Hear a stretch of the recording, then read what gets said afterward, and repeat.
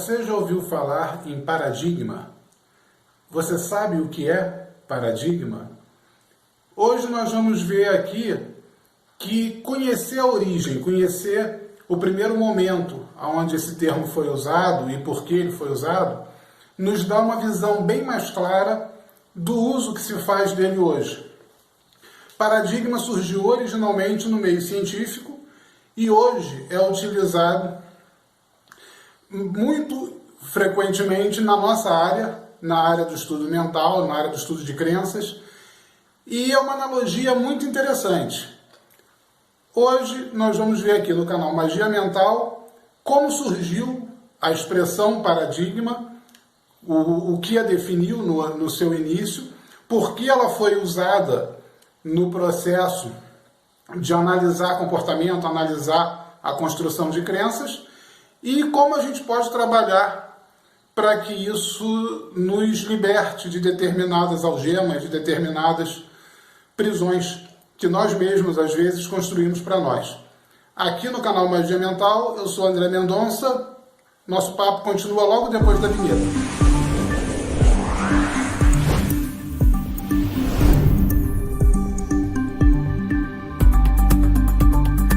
Lembrando que esse nosso bate-papo hoje, ele não está inserido na playlist de estudo do livro. Ele é um tópico à parte, que algumas pessoas têm me perguntado, têm me pedido para falar um pouco. Eu resolvi, então, gravar um vídeo off-topic falando sobre os paradigmas. Se você ainda não está inscrito, se inscreva no canal, deixe um joinha, deixe uma curtida, marque o sininho para ser lembrado, que para nós isso é sempre muito interessante. E caso você tenha alguma pergunta, queira que falar sobre algum assunto que não esteja na linha do que nós vamos fazendo, pode deixar aqui nos comentários. Na medida do possível, a gente faz isso que está fazendo hoje. A gente grava um videozinho comentando, respondendo e sugerindo aí algumas fontes, alguns canais de pesquisa para esclarecer qualquer dúvida, tá bom? Então, falando agora de paradigmas. Originalmente, foi o historiador Thomas Kuhn que percebeu uma curiosidade. Ele era, como historiador da área de ciências sociais, ele percebeu que havia uma grande discrepância na aceitação dos métodos, no consenso de métodos e estruturas conceituais dentro da área dele, dentro das áreas sociais, das ciências humanas. E ele percebia que isso não acontecia, por exemplo, nas ciências exatas como astronomia, na matemática, onde havia uma certa unidade da comunidade científica sobre os métodos e os conceitos que se aplicavam. Exatamente essas estruturas conceituais que moldavam o que aquela determinada disciplina podia ou não resolver, foi que ele chamou de paradigmas. Então, a ciência, que ele chamava ciência normal, ela simplesmente definia um determinado padrão, um determinado conjunto de valores e conceitos que eram aceitos pela comunidade. Quando esses conceitos eram aceitos e definidos, esses métodos eram definidos, apenas os problemas que se encaixavam nesse padrão eram tidos como solucionáveis, como reais. Qualquer coisa que não se encaixasse na forma era chamado de metafísico, era chamado de misticismo, era, digamos assim, abandonado por aquela disciplina. Isso, então, definiu o conceito de paradigma. Ora, não é difícil nós observarmos que ao longo do tempo os paradigmas eles iam sendo quebrados e novos paradigmas iam se formando. Então não há como você trazer uma nova teoria à luz do exame científico sem se chocar com a que até então prevalecia. Isso aconteceu quando a física de Aristóteles foi confrontada pela de Newton. Você teve aí uma o que poderia se chamar de uma revolução paradigmática. Depois, a física quântica, a física de Einstein, em face da de Newton, e assim por diante. O sistema de Ptolomeu, o sistema geocêntrico, quando confrontado por Galileu e Copérnico, por exemplo, são quebras de paradigmas. Por que eu estou falando isso? Essa foi a origem do termo. E o que acontece quando a gente traz esse pensamento para a nossa mente, para o nosso comportamento, para as nossas ideias, e mais do que isso, e mais importante do que isso, para os nossos julgamentos. Nós também fazemos o mesmo que a ciência fazia e faz ainda. Nós definimos aquilo que nós consideramos como real, aquilo que nós aceitamos chamar de real, e aquilo que nós dizemos, não, isso aí é bobagem, isso aí é superstição, isso aí é bruxaria. É muito comum que a gente tenha esse tipo de pensamento. Inclusive, eu estou brincando aqui com o termo bruxaria, mas inclusive entre o meio pagão, entre o meio dos bruxos e bruxas, existe a questão paradigmática. Existe aquilo que, não, até aqui eu aceito, isso aqui faz parte da minha tradição, mas isso aqui é besteira. E aí, de novo, eu vou bater na tecla, nós caímos naquela questão do preconceito, que tem também ligação com estruturas paradigmáticas. Você define de alguma forma o que é aceitável dentro da tua tradição, dentro da tua realidade, e você discrimina e você descarta quaisquer outras ideias que estejam fora disso. Ora, se você hoje tiver numa situação de prosperidade, numa situação de um excelente relacionamento, numa situação de plena felicidade, eu sugiro que você não mexa nos seus paradigmas, porque eles estão bons, eles estão funcionando bem para você, e não convém mexer em time que está ganhando.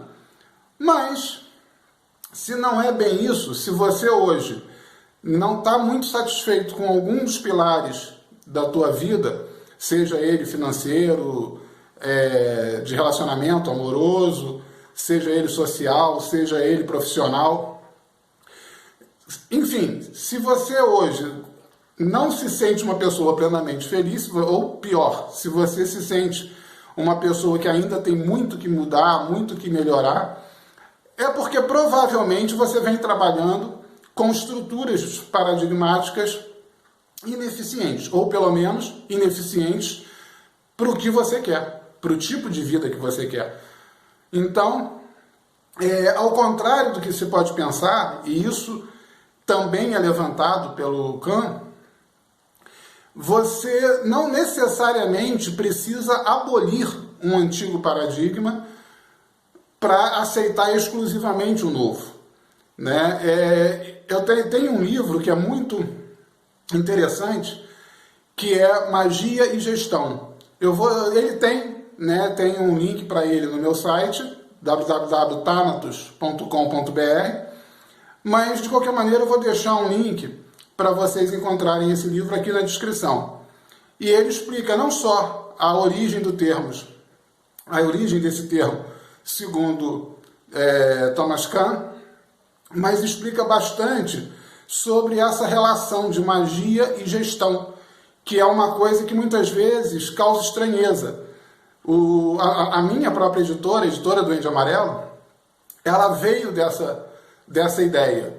Eu, enquanto administrador de imóveis, enquanto investidor, enquanto uma pessoa muito ligada a questões de gerenciamento, eu fui gerente de produto na época que eu trabalhei no mercado imobiliário, como corretor. Então, essa ideia de gestão sempre foi uma ideia muito presente para mim. E a magia também. E, ao contrário do que normalmente as pessoas entendem, essas duas coisas elas não são antagônicas, elas não se excluem. Você pode, sim, trabalhar como gerente uma série de princípios subjetivos, e você precisa trabalhar esses princípios, afinal de contas, Se você é um gerente que que coordena uma equipe de 50 pessoas, você está mergulhado em uma problemática social, em uma problemática humana. Ali não vai ser sempre uma planilha de Excel, não vai ser sempre um método criado por uma mente exata que vai te dar a solução. Ali você tem que ter um pouco de subjetividade, você tem que ter um pouco de arte, você tem que ter um pouco de talento para lidar com aquilo. E aí você já está saindo do que hoje os paradigmas da gestão normalmente aceitam. Você hoje já está aí um pouco fora daquilo que não, isso aí a gente não tem ferramentas, é melhor não mexer. E em contrapartida, quando você é um tarólogo, quando você é um sacerdote, quando você é um bruxo, você também precisa de alguns conhecimentos hoje, de um pouco talvez de marketing digital, talvez você precise aprender um pouco como mexer com determinados programas, você tem que ter algum tipo de controle, né, e algum tipo de inteligência financeira, até para lidar com precificação dos teus serviços ou produtos, e também com vendas e com aplicação financeira, enfim.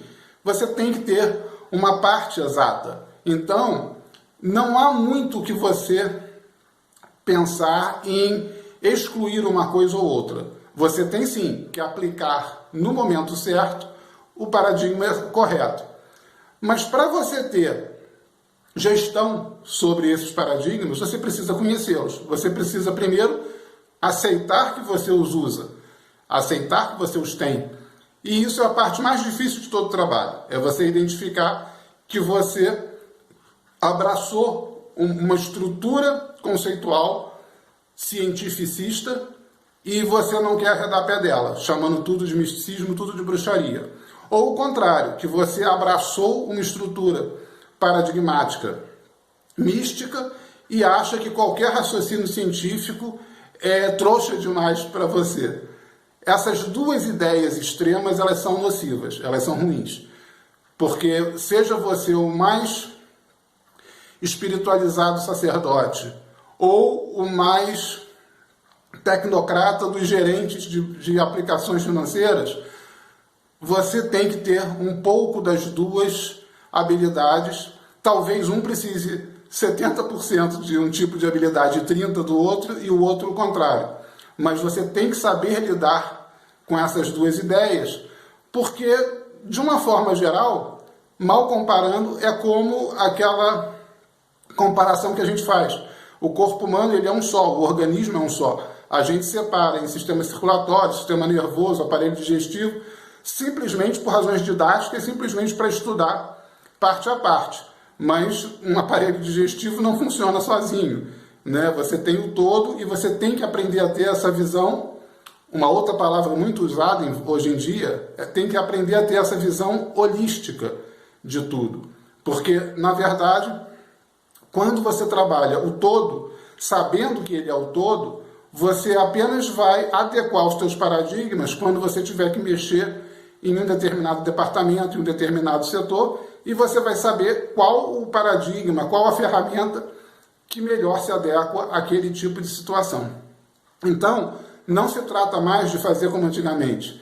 Nós não devemos adequar os problemas às nossas ferramentas, não devemos adequar aquilo que nós observamos aos conceitos que nós já temos. Nós temos sim que aprender a enriquecer as nossas ferramentas, né? Aumentar a variedade de ferramentas e de percepções e adequar as nossas percepções, as nossas ferramentas aos problemas e às experiências que se apresentam. Eu sou André Mendonça, esse aqui é o canal Magia Mental. As informações, as fontes, alguns links interessantes eu estou deixando para vocês aqui nas descrições. E vale a pena, se você quiser visitar, www.thanatos.com.br.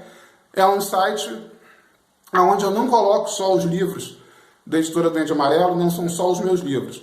Eu ali coloco uma vasta gama de livros que eu li, livros que eu achei interessantes, livros que têm muita coisa de diferente, como a teoria do cisne negro, enfim, esse livro, Magia e Gestão, Pense em Riqueza, do Napoleão Hill, tem muita coisa legal lá. E vale a pena fazer uma visita e, mais uma vez lembrando, deixar um joinha, deixar uma curtida aqui pra gente, nos ajuda bastante. Então, até a próxima, provavelmente agora sábado, seguindo a nossa playlist Estudo do Livro. Eu sou André Mendonça, canal Magia Mental. Um forte abraço e até lá!